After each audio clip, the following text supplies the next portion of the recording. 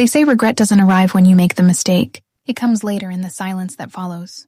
When the noise fades, the lights go out, and you're left alone with the echo of what you could have done differently. If you're new here, make sure you hit that like button and subscribe for more raw, unfiltered confessions like this one. Because what you're about to read isn't just a story. It's my deepest, darkest secret, one that still makes my skin tingle when I think about it.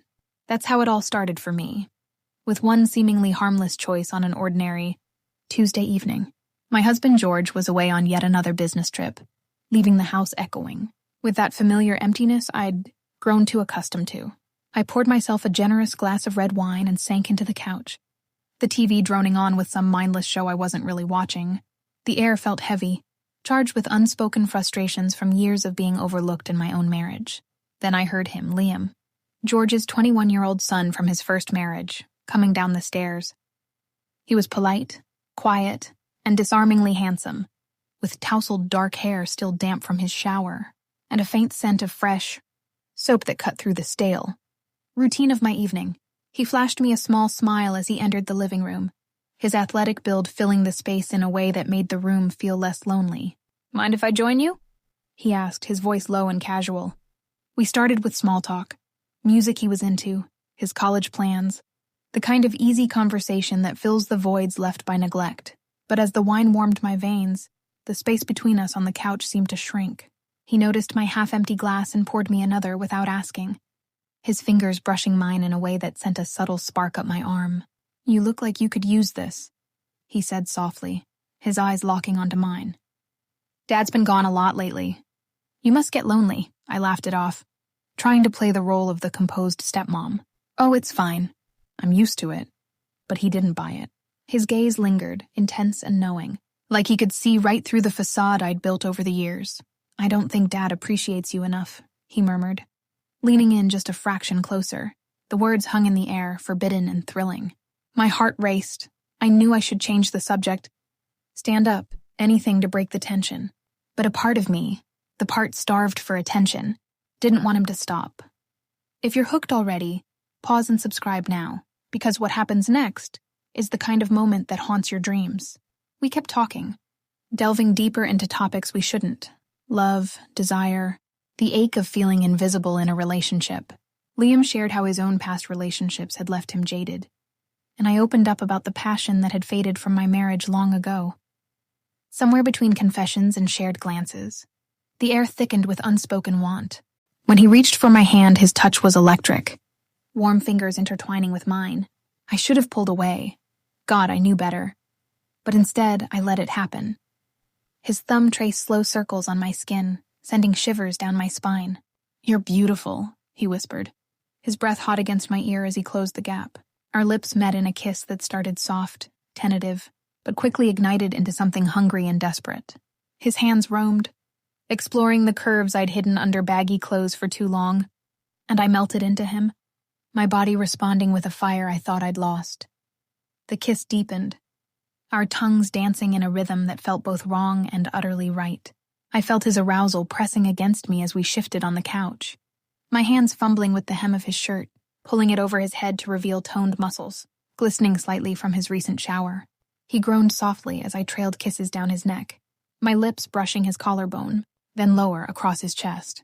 The wine had loosened my inhibitions, and in that moment, all I could think about was making him feel as desired as he made me feel.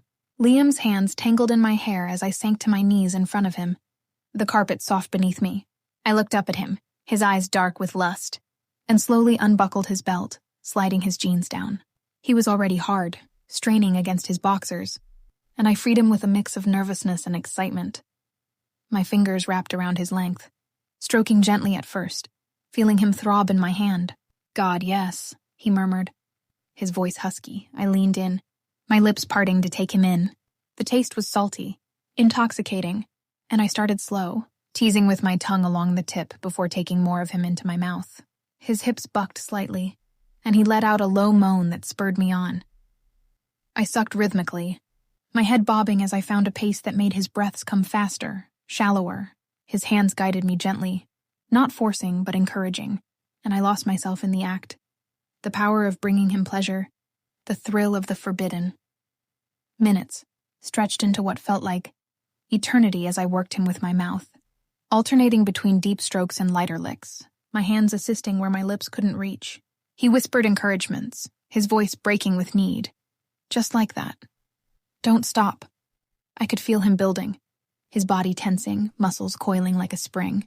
The room was filled with the sounds of our shared desire. His gasps, my muffled hums of satisfaction. And then, with a guttural groan, he reached the edge. "I'm gonna," he warned, but I didn't pull away. Instead, I intensified, sucking harder until he exploded, waves of warmth spilling over me, across my face, my chest, marking me in a way that was both messy and profoundly intimate. He blew all over me just like that, his release hot and abundant, leaving me breathless and covered in the evidence of our passion. In the aftermath, we collapsed together on the couch, his arms wrapping around me as we caught our breath. The silence was thick, charged with what we'd just done, but as the high-faded reality crept in like a cold draft, morning light filtered through the curtains, cruel and unforgiving. I stood in the kitchen, staring at the same walls that now felt tainted. Guilt settled in my bones like lead. I'd crossed a line I could never uncross. I told myself it was a one-time mistake, something alcohol and loneliness had fueled. But every time I saw Liam in the hallway, or at the breakfast table, the memory flashed back. The taste of him, the feel of his release on my skin.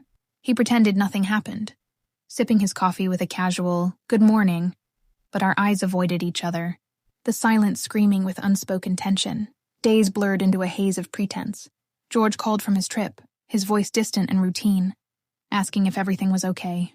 I lied, of course. Yes, all good here. But inside, I was unraveling.